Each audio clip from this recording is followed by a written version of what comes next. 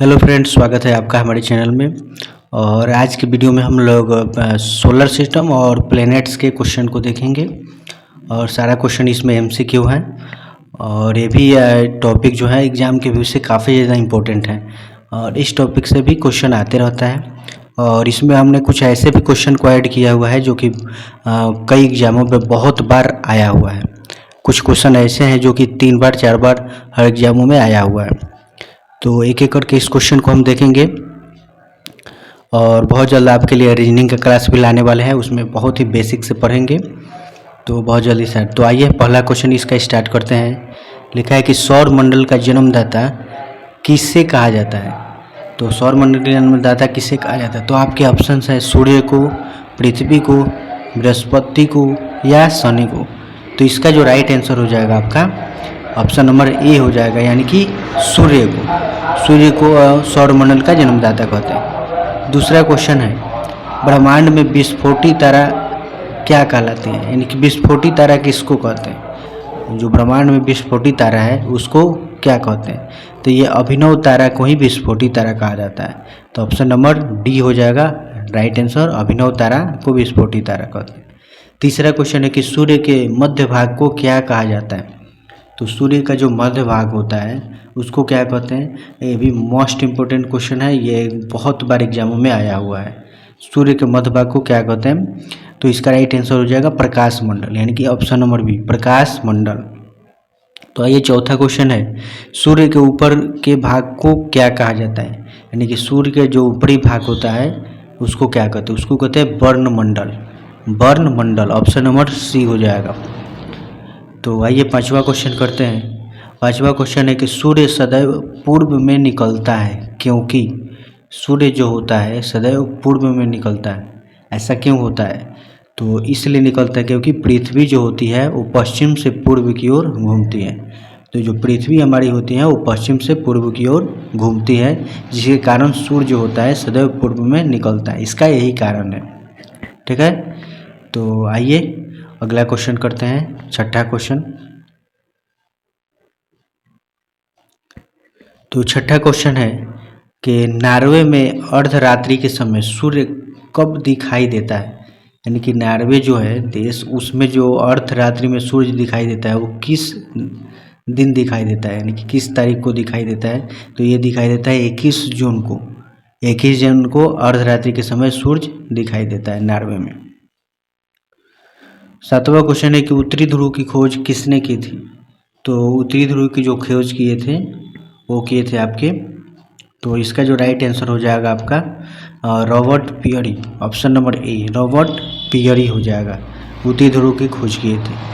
अगला क्वेश्चन है कि सौर मंडल का सर्वाधिक गर्म ग्रह कौन सा है, यानी कि सौर मंडल में जो सर्वाधिक गर्म ग्रह हैं वो कौन से हैं।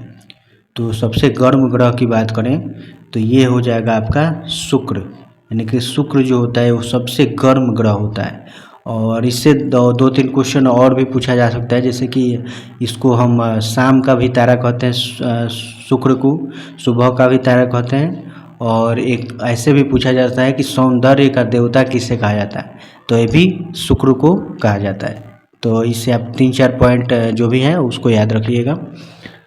इस क्वेश्चन से 3-4 तरह से पूछा जा सकता है। ठीक है, तो आइए 9वां क्वेश्चन करेंगे।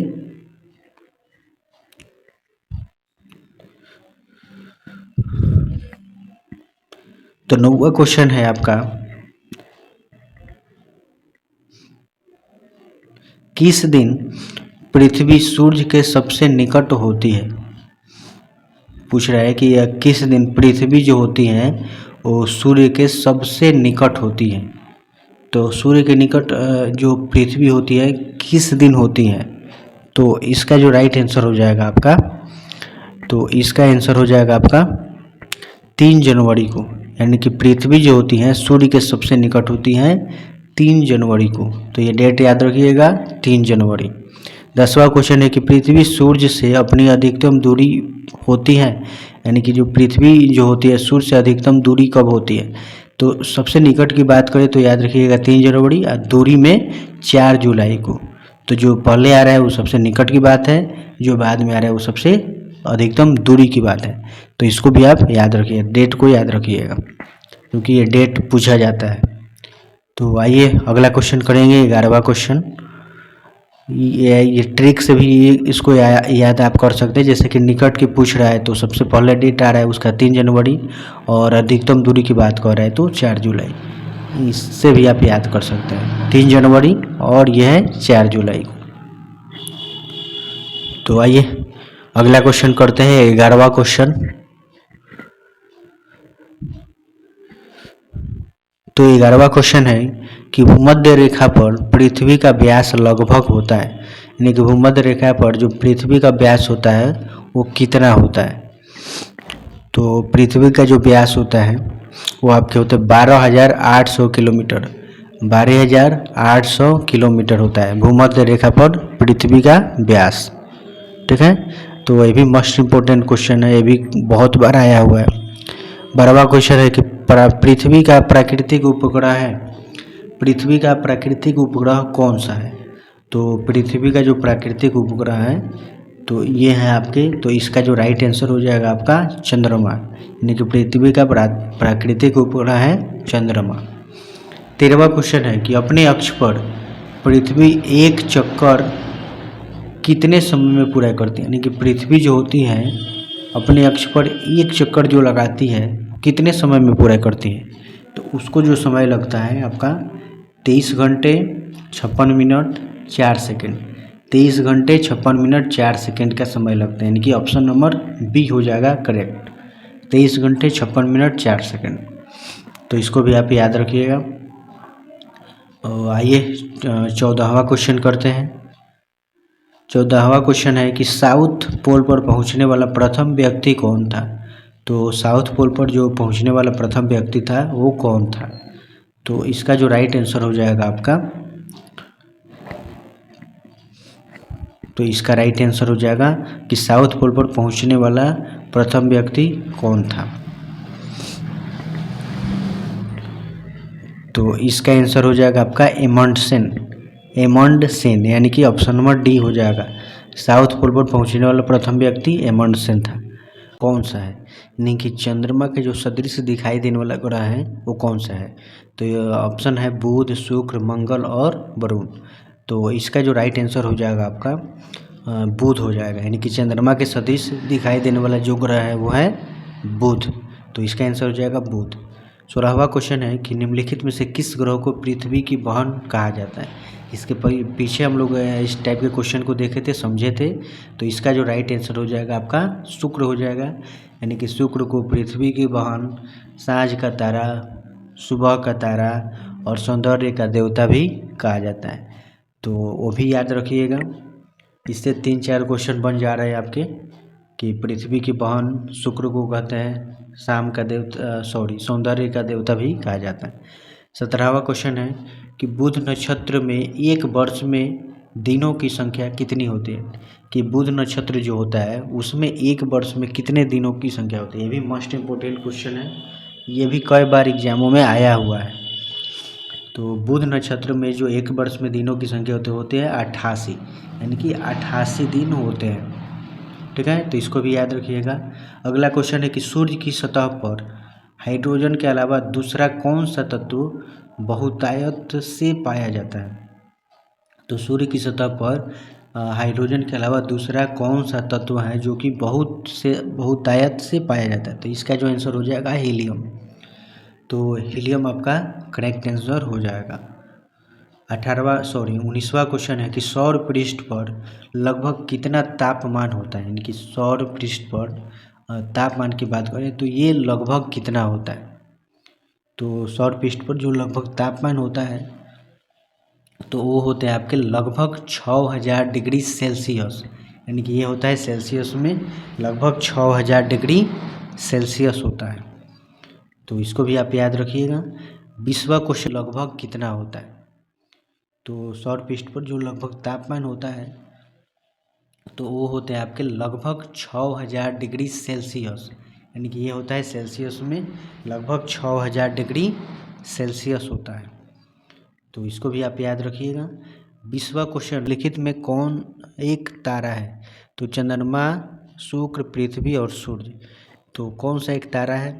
तो इसका जो राइट आंसर हो जाएगा आपका सूर्य, यानी कि ऑप्शन नंबर डी। तो सूर्य क्या है? सूर्य एक तारा है।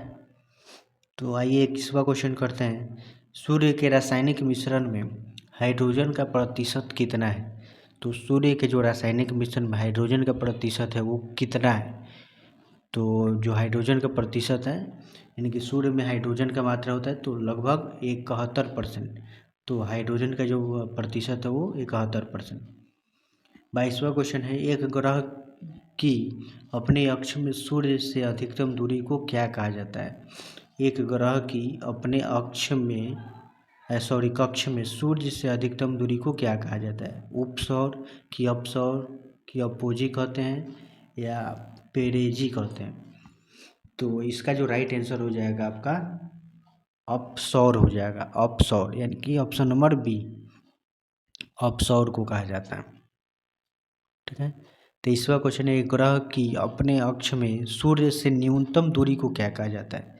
तो सूर्य से जो न्यूनतम दूरी होती है उसको क्या कहा जाता है?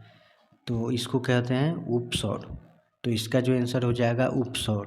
तो देखिए कंफ्यूज नहीं होना है, ये अपसौर है और ये उपसौर है। ठीक है। तो अधिकतम की बात करें तो अपसौर और न्यूनतम की बात करें तो उपसौर, याद रखिएगा। न्यूनतम में उपसौर और अधिकतम में हो जाएगा अपसौर। ठीक है। तो दोनों पॉइंट को याद रखना है।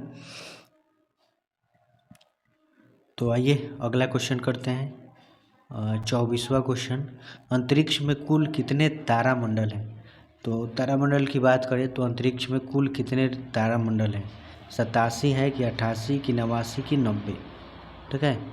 तो अंतरिक्ष में जो कुल तारामंडल की बात करें तो इसका जो राइट आंसर हो जाएगा आपका, ये भी मोस्ट इम्पोर्टेंट क्वेश्चन है कि अंतरिक्ष में कुल कितने तारामंडल है? तो अंतरिक्ष में अगर कुल तारामंडल की बात करें तो ये है 89, यानी कि 89 तारामंडल है। अंतरिक्ष में कुल 89 तारामंडल है। ठीक है। आइए क्वेश्चन अगला करते हैं 25वां। पृथ्वी पर दिन रात की अवधि समान होती है, यानी कि पृथ्वी पर जो दिन रात की अवधि समान होती किस पे होती? तो भूमध्य रेखा पर। तो पृथ्वी पर जो दिन रात की अवधि समान होती है तो ये भूमध्य। तो इसका जो राइट आंसर हो जाएगा बी हो जाएगा। तो ये आपको वीडियो कैसा लगा आप हमें कमेंट सेक्शन में ज़रूर बताएं, और अच्छा लगा हो तो लाइक करना, और अभी तक चैनल को सब्सक्राइब नहीं किया है तो सब्सक्राइब कर लीजिएगा, ताकि नेक्स्ट वीडियो का जो नोटिफिकेशन है आपको मिल जाएगा। हम ऐसे ही वीडियो आपके लिए लाते रहेंगे, और बहुत जल्द आपके लिए रीजनिंग का क्लास भी स्टार्ट करने वाले हैं, तो उसमें भी हम लोग बहुत ही बेसिक से देखेंगे। तो मिलते हैं आपसे नेक्स्ट वीडियो में।